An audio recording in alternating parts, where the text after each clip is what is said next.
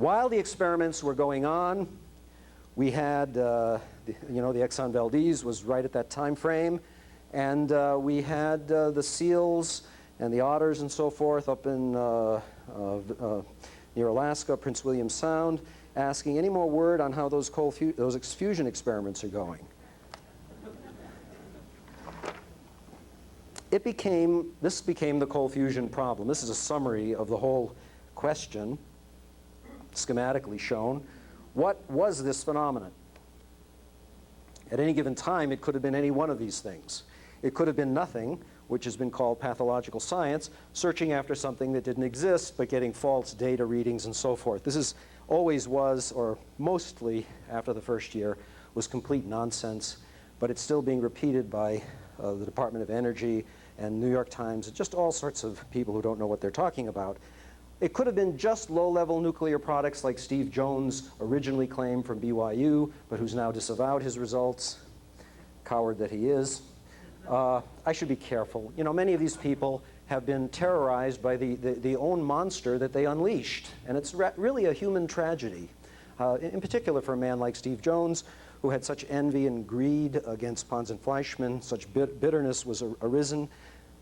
Perhaps the wounds will be healed someday, but who knows?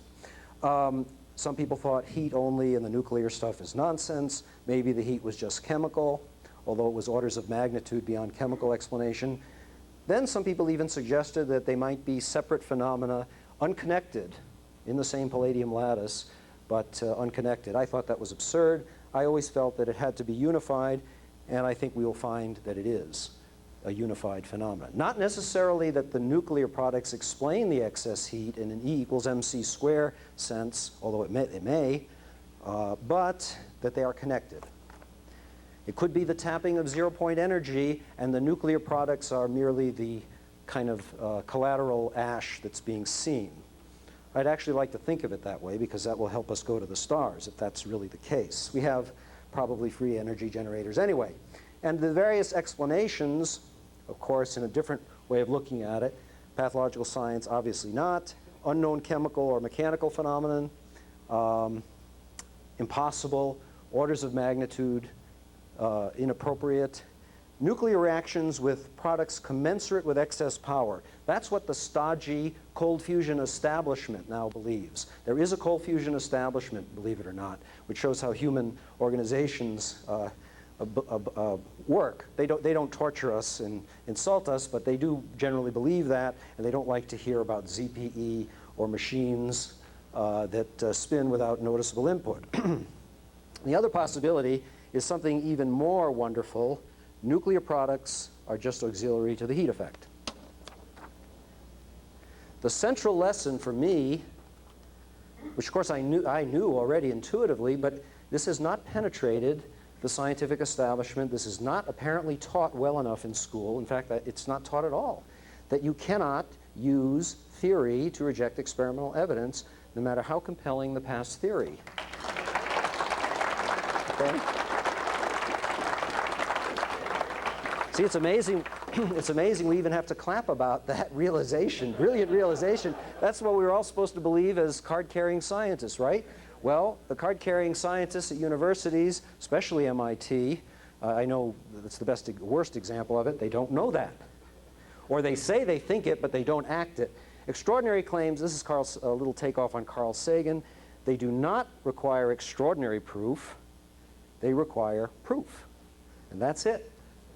And I aspire to write a book about my ex-friend Carl. I'm not an enemy of Carl, but he knows who I am, and I do send him the magazine routinely, and I did quote him in my book, and he was quite open-minded when he spoke to the science writers at Cornell University in 1990 or so, 1990 or 91. He was very open-minded about it, but he has done nothing to publicize anything about it, and I think it's disgraceful that a man with his potential for changing opinion cannot investigate the subject and come to his own conclusion. God Almighty, come to a cold fusion meeting. You know, we have them in nice places like Maui, and you know, the last one was Monte Carlo. Buzz Aldrin was there. Hey, maybe Buzz will bring Carl along next time. All right, What happened after the announcement was an incredible furor of activity, media activity. On one day, May 8th, 1989, it made Newsweek.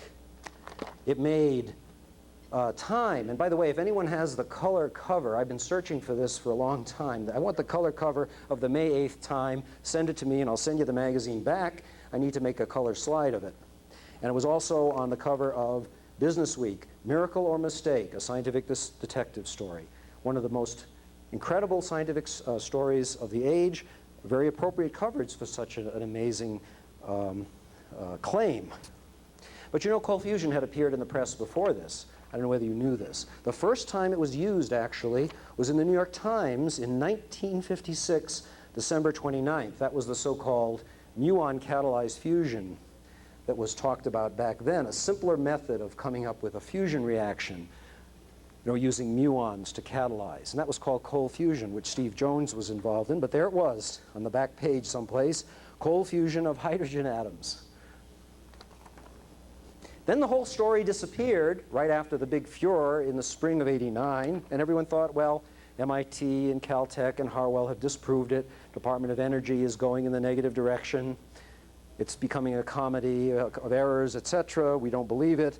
Jerry Bishop of the Wall Street Journal kept on plugging away at it. He won a prize for the American Physical Society writing prize on his cold fusion series. They gave him the award, but they wanted to take it away before they gave it to him.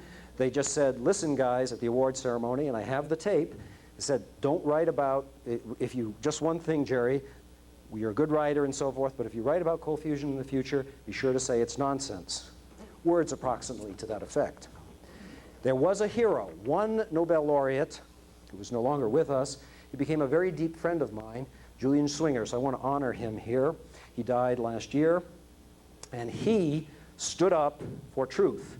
He didn't know whether the data was correct. He was a theorist, a brilliant man, but he felt, what if the data is correct? How would it work? And he used his brilliant mind to write numerous technical articles about it, which were rejected by the American Physical Society publication, so he resigned from the American Physical Society. And because he was a member of the National Academy of Sciences, he could publish for free without any peer review in the proceedings of the National Academy of Sciences. He published in some German journal, and I believe in English, they said in a preface, of course, Julian Swinger deserves to be able to talk about anything he wants, and we're proud to have him on our pages, etc., etc., but reader be warned, this might not be true. I'm paraphrasing it. So it was like a caveat, a sort of a consumer warning, be careful, this cold fusion might lead to confusion. And he said in Tokyo around the time of the anniversary of Pearl Harbor, he said, there's little hope for it in Europe and the United States. In the West, it is to the East, and especially to Japan, that I turn. He was speaking at a Japanese institute. I think he was too pessimistic about that. Even though it is indeed far more attacked and suppressed in the United States, the entrepreneurial spirit in the United States will triumph. We have numerous corporations and individuals who persisted and will not give up and will destroy the opposition. We're beginning to.